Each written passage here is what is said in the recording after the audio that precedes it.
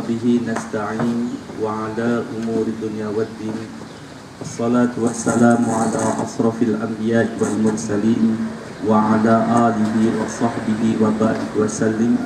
أشهد أن لا إله إلا الله وحده لا شريك له وأشهد أن محمدا عبده ورسوله لا نبي بعده أما بعد فيا أيها الناس اتقوا الله حق تقاته ولا تموتن إلا وأنتم مسلمون. Bapak sareng ibu yang dirahmati Allah, segala puji bagi Allah yang telah memberikan nafas kehidupan kita hingga pagi hari ini. Setiap manusia bernafas membutuhkan oksigen dan nitrogen. Kalau dihitung secara ilmiah dan medis, maka manusia membutuhkan oksigen dan nitrogen dalam setiap hari dirupiahkan sekitar 185 juta rupiah per hari teh. Harga nitrogen teh ayana teh 25.000 per liter oksigen, nitrogen 10.000 seliter, Pak. Nah, dikalikan dengan 24 jam manusia menghirup nafas, itu dibutuhkan ribuan liter. Maka jika dikalikan dengan harga tersebut, jatuh di harga 185 juta rupiah per hari ya tete, Pak. Bayangkan ya tete, lamun dikalikan sebulan berarti 5,5 miliar hanya untuk membayar nafas yang dipakai untuk manusia hidup selama 24 jam dalam satu bulan. Kumaha temaha rohman jeung maha rohimnya Allah ke manusia tanpa tagihan kan, Pak? Beda jeung listrik mah urang teh telat 3 bulan teh terus dicabut. Tapi Allah mah tidak, sebab Allah maha pengampun, maha ghafur, dan Allah maha rahman dan maha rahim. Maka yang banyaklah bersyukur kepada Allah agar kita termasuk orang-orang yang tidak ingkar. Salawat dan salam semoga terlimpahkan kepada baginda Nabi Muhammad sallallahu alaihi wasallam.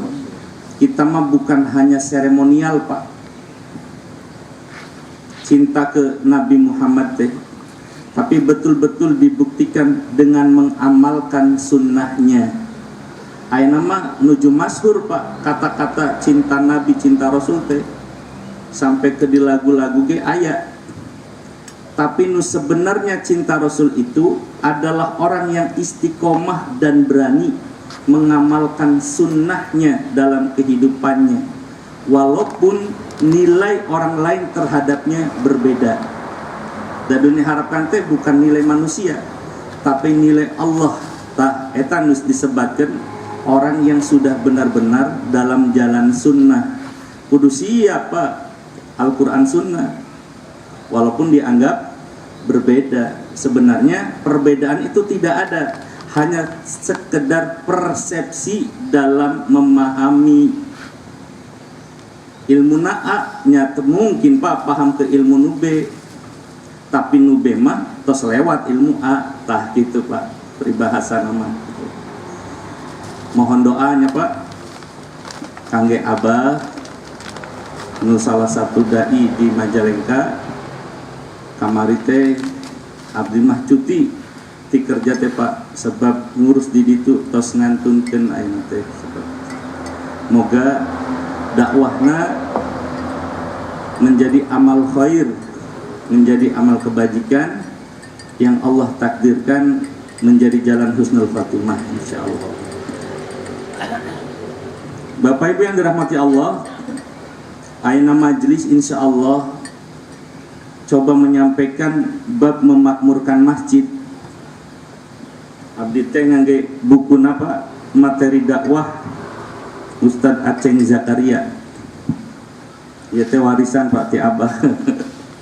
Jadi sedaya referensi buku kitab teh, Pak, nu aya di lemari teh mangga cenah dibawa.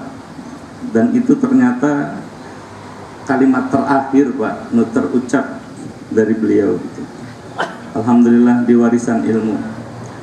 Qala Allah Ta'ala fil Qur'anil Karim, a'udzu billahi minasyaitonir rajim. Innama ya'muru masajidallahi man amana billahi wal yaumil akhir wa aqamas salata wa ataz zakata wa lam yakhsha illallah fa'asa ulaika ayyakunu minal muhtadin. At-Taubah ayat 18.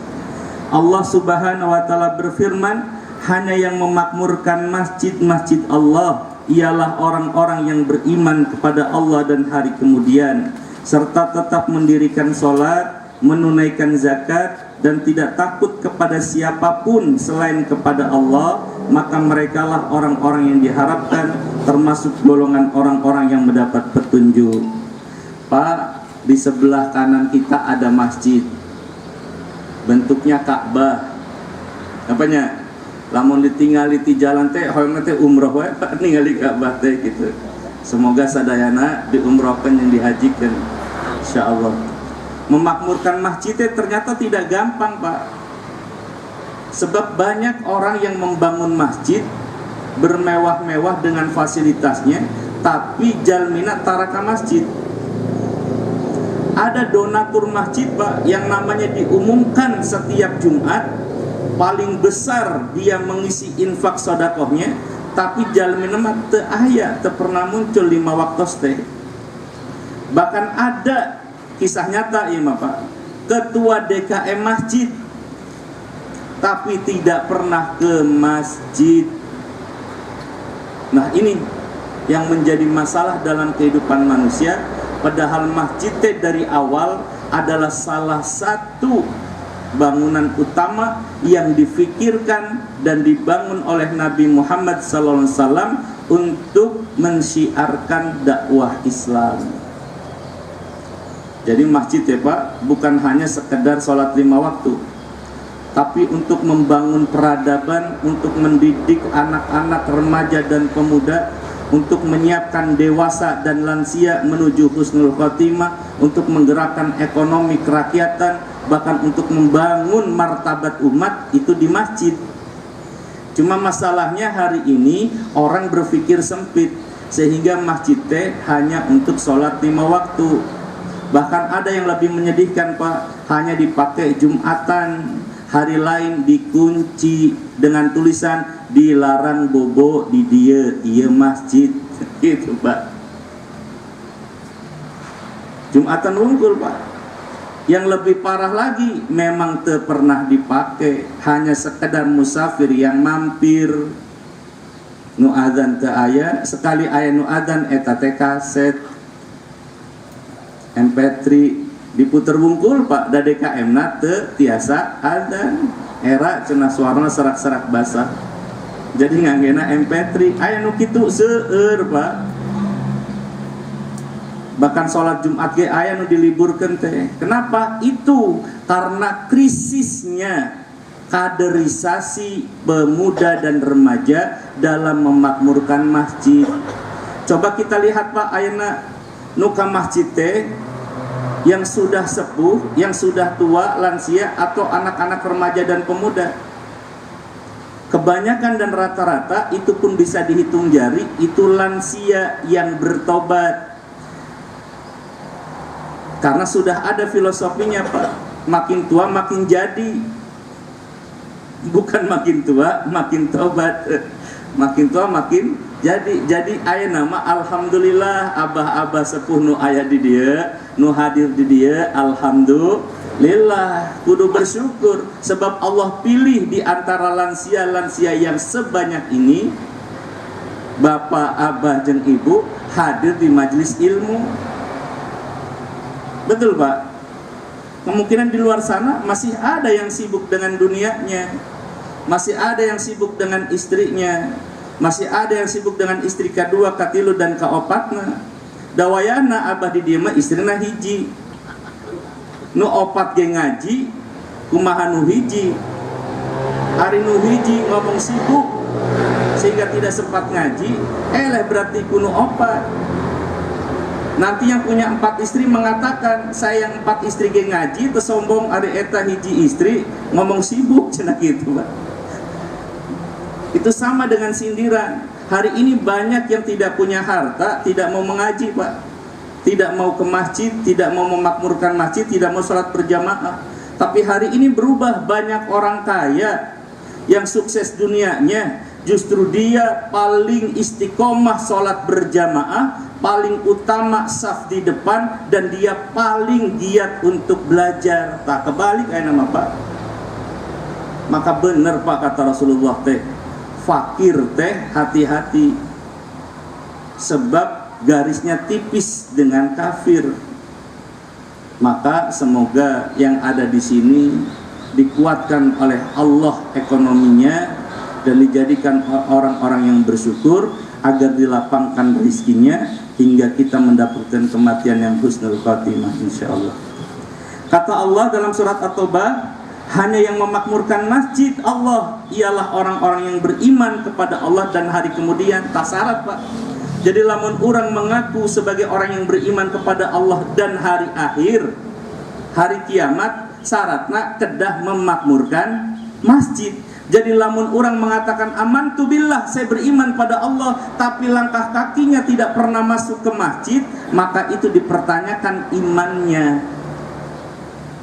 Tak syarat Pak, iya Pak. Iman kepada Allah dan iman kepada hari akhir, salah satu syaratnya memakmurkan masjid. Maka bersyukurlah Pak, jika kita, anak-anak kita, keluarga kita termasuk orang yang ketika mendengar Allahu Akbar segera meninggalkan dunia dan terpanggil untuk menuju masjid dan sholat bersujud di dalamnya. Masya Allah eta teh Pak. Tos eta teh harta yang paling mahal Pak. Rumah mewah mah diwariskan tiasa, mobil mewah diwariskan tiasa. Artis ayeuna Pak berlomba-lomba menjadikan anaknya artis garpil. Dokter ayeuna Pak mencetak anak-anaknya jadi dokter deui bisa. Insinyur ayeuna menjadi anak-anaknya arsitek biasa. Tapi seorang kiai, seorang ajengan Pak tidak bisa menjadikan anaknya tiba-tiba menjadi kiai juga. Nabi tetiasa mewarisi imannya sehingga anaknya menjadi nabi. Buktinya Nabi Nuh Pak. Kurang apa Nabi Nuh taat ke Allah? Kurang apa dakwah dan perjuangannya membela Allah dan Rasulnya, melanjutkan Rasul-Rasul di masa dahulunya? Tapi kan tidak. Anaknya sampai hari ini tercatat dalam sejarah sebagai anak yang durhaka dan ingkar kepada ajaran Nabi Nuh, sehingga ditenggelamkan, dipisahkan. Nabi Nuh dengan kaumnya selamat menaiki kapal, berlayar hingga Allah berikan tempat baru, sedangkan anak dan istrinya tenggelam dalam musibah banjir bandang. Tah gitu Pak. Berarti iman mah, Islam mah tetiasa diwariskan. Ayeuna bapana kiai lengah, lalai, tidak mendidik anaknya agama, tidak mengenalkan untuk ke masjid, tak pernah memakmurkan masjid, maka kemungkinan sepeninggal ayahnya bisa jadi anaknya menjadi murtadin. Naudzubillahi min dzalik. Tapi seorang anak pendeta Pak, dengan hidayah Allah, kemungkinan dia besarnya bergaul dengan umat Islam, belajar tentang Islam, tertarik dengan Al-Quran dan Sunnah, dan dia tertarik dengan pribadi Rasulullah, dan dia mendapat hidayah jadi mu'alaf, bisa jadi Pak. Dan ini mah bolak-balik hati Pak, yang memegang kendalinya Allah. Maka berdoalah pada Allah, ya muqallibal qulub tsabbit qalbi ala dinik. Minta ke Allah, ya Allah tunjukkan kami untuk teguh dalam jalan Al-Quran dan Sunnah. Jadi pertama apa tadi Pak? Buktos iman, bukti iman ke Allah dan hari akhir teh memakmurkan masjid. Ayo nama jujur ke pribadi kita. Kita termasuk orang yang tara ke masjid, atau kadang-kadang ke masjid, sering ke masjid, atau tiap waktu ke masjid. Tak perbedaan Pak. Pertanyaan oke. Tara sering teh beda Pak. Jangan samakan tara jeung sering teh. Komo kadang-kadang mah gitu.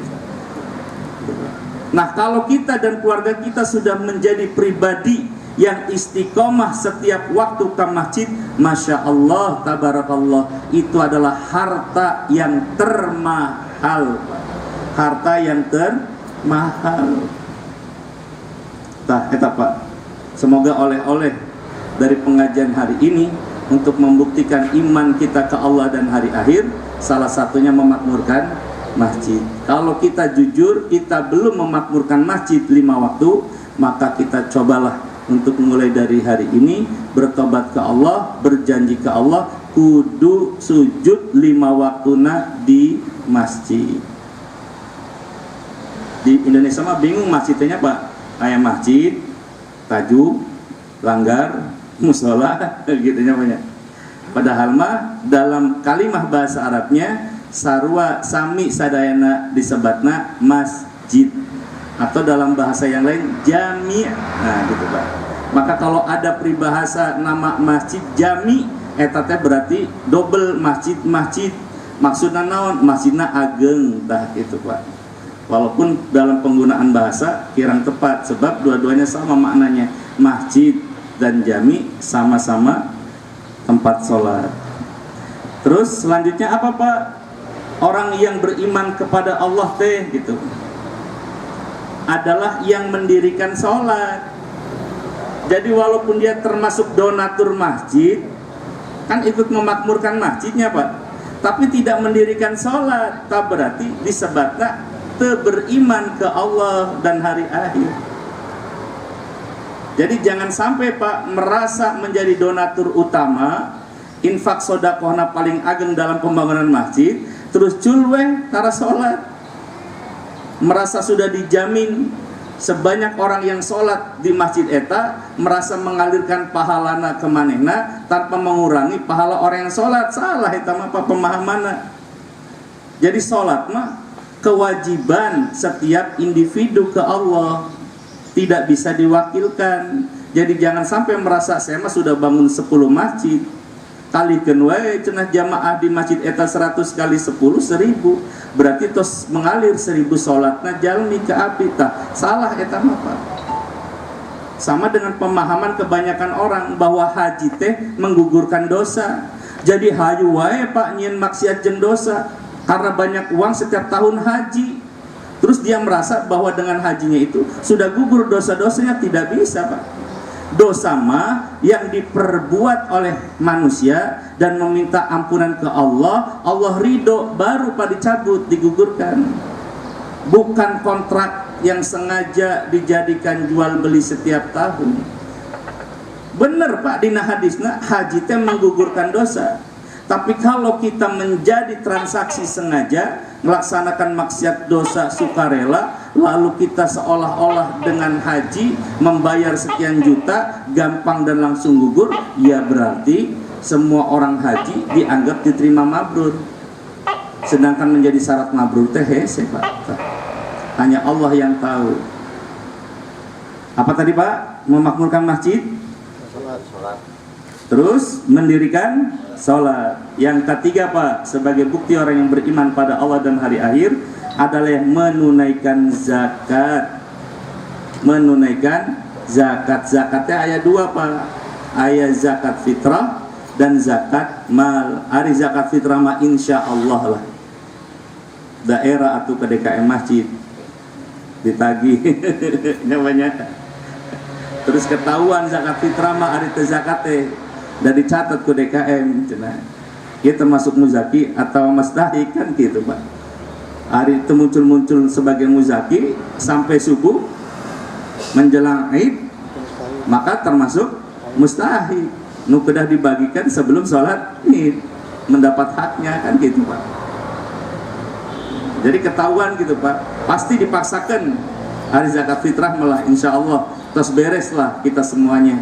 Tapi untuk zakat mal, banyak orang yang pura-pura tidak punya harta Pak, padahal punya simpanan. Nah gitu.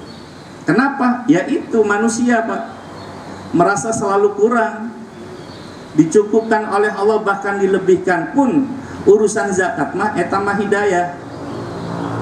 Jadi bukan semena-mena dia kaya, dia mampu lalu dia rajin zakat, tidak Pak. Ia mah urusan ikhlas, urusan hati, jeung urusan hidayah dari Allah. Maka kalau Bapak memiliki harta yang memang sudah cukup nisabnya untuk dizakatkan, maka segera dizakatkan. Sebab kalau nunggu banyak, nunggu banyak lama-lama hitungannya jadi berat. Kalau sudah jadi berat maka jadi sayang, maka itu yang disebut cinta dunia mengalahkan cinta ke Allah.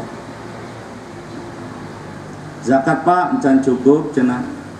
Ngol motor baru NMAX menawarkan promosi, ambil NMAX, biasa NMAX Bapak. Gitu nyampanya. Zakat Pak encan cekap. Ngol dari mobil Pak, keluaran terbaru Pajero Pak, nu angka 9 lampu belakang nate, ambil deh. Jadi zakat mah encan pancang mampu, tapi Pajero terbaru mah biasa. Tak ini Pak, manusia mah gitu Pak. Terus apalagi buktinya? Untuk takut ke Allah dan hari akhir teh, percaya ke Allah, iman ke Allah dan hari akhir. Tidak takut kepada siapapun selain kepada Allah. Nah ini yang rada sulit Pak. Karena banyak orang-orang yang statusnya karyawan teh, yes bos, iya. Maka saya mah sering memperhatikan Pak, kalau ke kantor meni rapi pakai baju tapi ke masjid mah Pak kaos oblong doang. Mandi gehen te era, padahal mah harusnya orang teh jadi manusia yes Allah, bukan yes bos. Apunten ya Pak. Jangan ada yang menunjuk yang kaos oblong era abdina Pak. Teu ieu mah teu nyinggung namanya. Insyaallah itu teh Pak nu ngangge kaos ayeuna teh kamasina mah ngangge jas gitu nya Pak. Kamasina mah ngangge jas.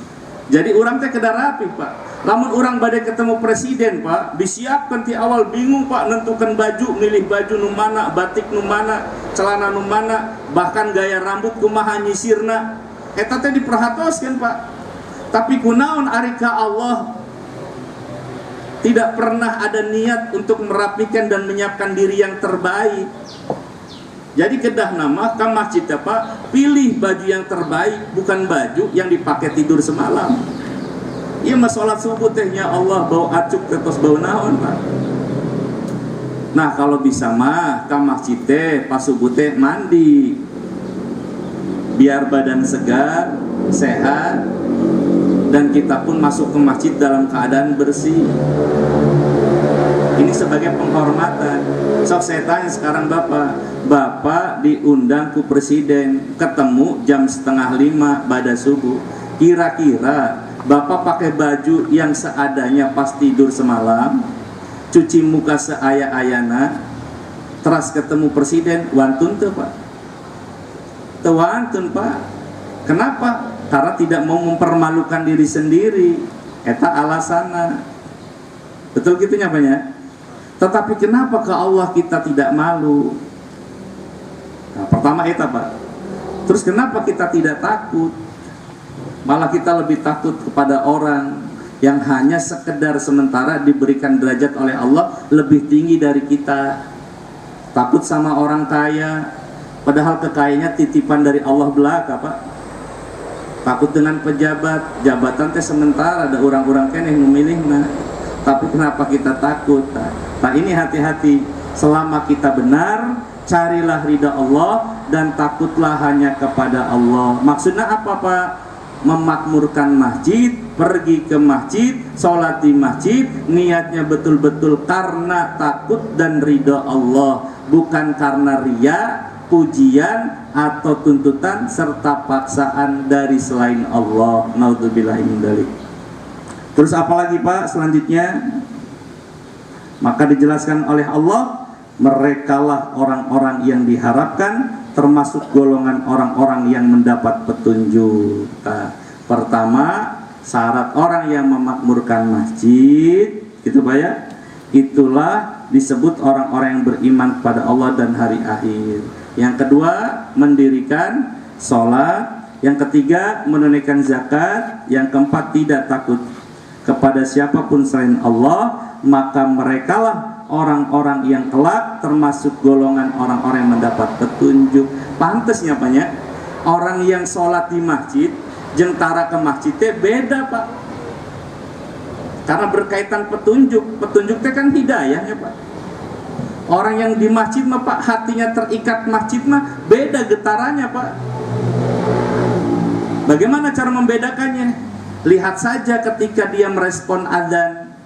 Orang yang biasa ke masjid mah begitu adzan teh tos gelisah Pak. Kenapa? Karena hatinya sudah terikat ke masjid. Ingatnya saf pertama sholat berjamaah. Tapi bagi orang yang sholat tidak pernah sholat di masjid, sholat ya Pak maksana, sholat ma'anggar sholat, tapi di Bumina gitu, cuma tidak ke masjid. Begitu mendengar adzan, yang diingat sajadah di kamarnya Pak, kan beda Pak, ya kan? Satu mah ingat ke masjid, saf pertama sholat berjamaah, tapi yang kedua sholat mah sholat tapi di rumah, maka yang diingat sajadah yang ada di dalam kamarnya. Nah, kumaha bedanya dengan orang yang tidak sholat? Yang tidak sholat mah ya teu aya nu diingat Pak, adanya ada, malahan ngomong teh geuning tos adzan deui gitu Pak. Kageteun Pak adzan teh geuning tos adzan deui cenah. Namanya geuning tos adzan deui cenah. Heran Pak ke adzan teh, bukannya bersyukur alhamdulillah diberikan usia disampaikan dengan waktu sholat yang lain. Malah heran jeung kaget geuning tos adzan deui cenah.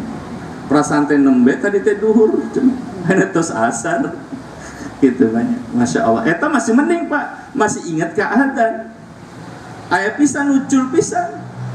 Adzan teu adzan nya teu ngaruh. Aya nu kitu. Semoga keluarga kita Pak termasuk menjadi keluarga yang ku anfusakum wa ahlikum nar, yang Allah jaga, Allah pisahkan dari orang-orang yang ditakdirkan neraka. Naudzubillahi min dzalik. Terus bagaimana Pak menurut hadis an Abi Qatadah radhiyallahu anhu qala Rasulullah sallallahu alaihi wasallam idza dakhala ahadukumul masjida fala yajlis hatta yusalliya rak'atain, muttafaqun alaih. Dari Abu Qatadah radhiyallahu anhu, ia berkata, Rasulullah SAW bersabda, jika salah seorang di antara kamu masuk ke masjid, janganlah ia duduk sampai ia sholat 2 rakaat. Ia teh hadisnya diriwayatkan oleh Bukhari Muslim Pak. Diriwayatkan Bukhari saja atau sahih. Kalau mau diriwayatkan oleh kedua-duanya sahihain Bukhari dan Muslim, maka hadis ini kuat, maka disebutnya muttafaqun alaih. Nah, berarti Pak, cara memakmurkan masjid menurut Rasulullah, ketika kita datang ke masjid tidak boleh langsung duduk atau ikut bermajlis ilmu di dalamnya, kecuali setelah sholat 2 rakaat. Sholat naon eta teh Pak? Tahiyatul masjid. Maka dalam kitab Bulughul Maram dijelaskan, orang-orang yang masuk ke dalam masjid terus dia tidak sholat 2 rakaat, itu nggak dapat fadilah Pak, nggak dapat keutamaan. Maka biasakanlah diri kita kalau masuk ke masjid harus sholat 2 rakaat baru duduk atau ikut majelis ilmu atau melanjutkan aktivitas yang lain. Nah ini mah kebanyakan masuk ke masjidnya lebet wae Pak. Kecuali kalau masuk ke masjidnya hanya sekedar lewat Pak, mungkin mengambil sesuatu, HP ketinggalan di sana kan, atau ada sesuatu yang ingin diambil ke dalam masjid, nah eta mah terkedar. Tapi kalau kita memang ingin masuk ke masjid, misal di Masjid Al-Waliyin akan ada kajian, entah gitu Pak, kajiannya di dalam masjid tersebut, maka sebelum memulai kajian, Bapak masuk ke masjid tidak boleh langsung duduk majelis ilmu, tapi harus sholat 2 rakaat. Itu kata Rasulullah sebagai bukti memakmurkan masjid. Biasa diamalkan Pak, sholat 2 rakaat iya. Kadang-kadang kadang kagok Pak, begitu Jumatan masuk cenah khutbah tos